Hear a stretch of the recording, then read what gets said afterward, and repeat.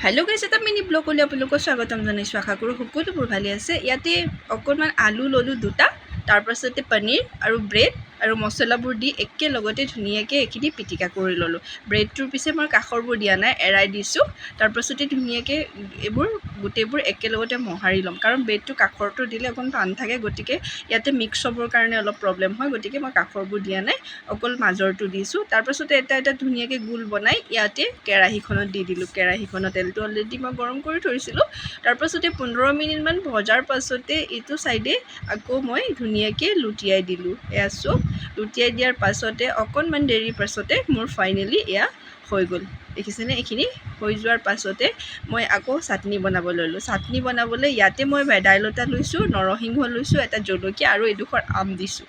গতিকে ধুনীয়াকৈ বনাই ল'লোঁ এতিয়াতো আমৰ ছিজন গতিকে টেঙাৰ কাৰণে চিন্তা নাই আমটো দিলেই হ'ব আৰু মোৰ ওচৰত অকণমান চানা আছিলে চানাটো মই অকণমান গুড়ি কৰি ল'লোঁ গুড়ি কৰি ইয়াতে এইখিনি চব চাটনি আৰু চানাখিনি ৰেডি কৰি ল'লোঁ তাৰপিছতে বনকেইটা ল'লোঁ বনকেইটা লৈ ধুনীয়াকৈ টাৱাখনত গৰম কৰি ল'লোঁ গৰম কৰি লুটিয়াই ইটো ছাইডেও অকণমান গৰম কৰি ল'লোঁ ধুনীয়াকৈ বনকেইটা এইকেইটা গৰম হৈ গ'ল তাৰপাছতে কেঁচা জলকীয়া কেইটামান এই তেলখিনিতে দি ভাজি ল'লোঁ ধুনীয়াকৈ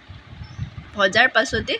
তেলখিনিৰ পৰা উলিয়াই ধুনীয়াকৈ এনেকৈ প্লেটখনত লৈ ল'লোঁ লোৱাৰ পাছতে ইয়াতে মই কাটিলোঁ অকণমান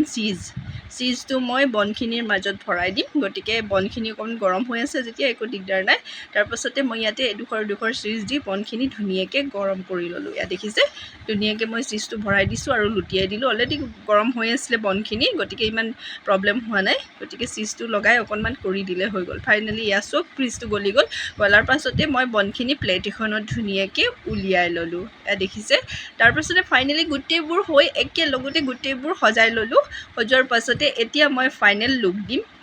ইয়াৰ কি বনাব বিচাৰিছোঁ সেয়া আপোনালোকক ক'ম তাৰপাছতে মই ধুনীয়াকৈ এতিয়া এইখিনি গোটেইবোৰ একেলগতে লৈ ইয়াত চব এতিয়া মই বনটো লৈছোঁ বনটোত ইয়াতে গ্ৰীণ চাটনিটো বনাইছিলোঁ যে সেই চাটনিটো ধুনীয়াকৈ লগাই দিছোঁ এয়া দেখিছে নহয় মানে মই বনাবলৈ লৈছোঁ ইয়াতে বৰা পাও